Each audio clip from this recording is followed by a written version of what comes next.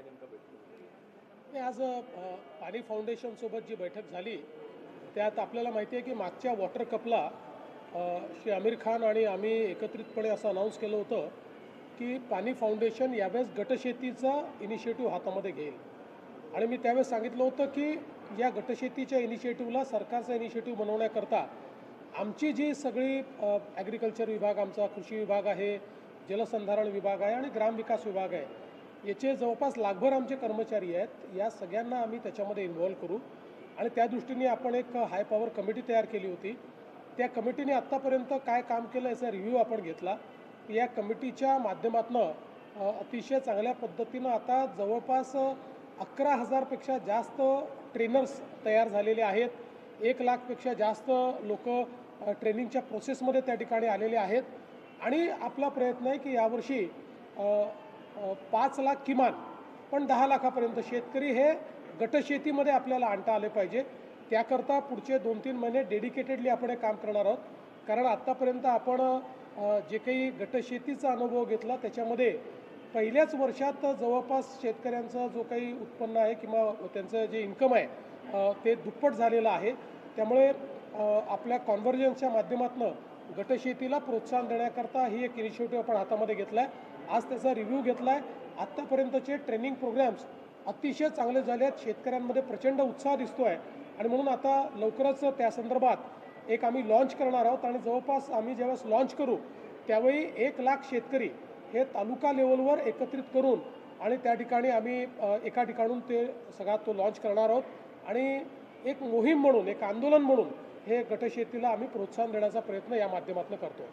Sir, धर्मस्वातंत्र्य विधेयक आज सभागृहात येणार आहे. विरोधकांच्यावरती टीका करून कुठेतरी हे संपूर्ण बाबाची मागणी केलेली आहे. विरोधकांनी धर्मस्वातंत्र्य विधेयक जर वाचलं तर त्यांच्या लक्षात येईल की या विधेयकामध्ये कुठेही कुठल्याही धर्मावर अन्याय नाही. तर हे विधेयक वेगवेगळ्या प्रकारच्या कुप्रथा, धर्माच्या नावावर आणि धर्मांतरणाच्या नावावर ज्या कुप्रथा आहेत त्यांना आळा घालणारं अशा प्रकारचे विधेयक आहे. एखाद्याला स्वेच्छेने धर्मांतर करायचं असेल तर त्याचीही प्रोसेस आहे, ती दिलेली आहे. पण जर कोणी आमिष दाखवून किंवा धाकदपटशा दाखवून किंवा चुकीच्या पद्धतीनं जर त्या ठिकाणी अशा कोणाचं धर्मांतरण करणार असेल तर असं करण्याला कायदेशीर शिक्षा काय आहे हा विषय आहे. अनेक केसेस आपल्या अशा लक्षात आलेल्या आहेत की मुलींना फूस लावून पळवून न्यायचं, लग्न करायचं, नंतर सोडून द्यायचं. मग अशा परिस्थितीमध्ये त्या मुलीच्या बाळाचं काय करायचं असे प्रश्न निर्माण होतात. त्यांच्या जीवनामध्ये अनेक वेगवेगळे प्रश्न निर्माण होतात. अशा अनेक प्रश्नांची उत्तरं ही कायद्याच्या माध्यमातून या ठिकाणी काढलेली आहेत. विरोधक हे केवळ मतांच्या लांगुल चालनाकरता त्याचा विरोध करतायत. पण मी गॅरंटीने सांगतो की त्यांनी जर हे विधेयक पूर्ण वाचलं तर कधीच त्याला विरोध करणार नाही. आणि महाराष्ट्र हे पहिलं राज्य नाही आहे. आपल्या आधी 10-12 राज्यांनी आणि त्यातली काही राज्य अशी आहेत, तमिळनाडूसारखं राज्य की जिथे कधीही भाजपचं राज्य नव्हतं, अशा अनेक राज्यांनी हे विधेयक यापूर्वीही केलेलं आहे. त्यामुळे मला असं वाटतं याच्यावरचं राजकारण हे योग्य नाही. सध्या गॅसच्या मुद्द्यावरून विरोधक सत्ताधाऱ्यांना चांगलंच टार्गेट करतायत. सुप्रिया सुळे म्हणतात की केंद्र जे म्हणते आणि राज्य जे म्हणते त्यामध्ये तफावत आहे.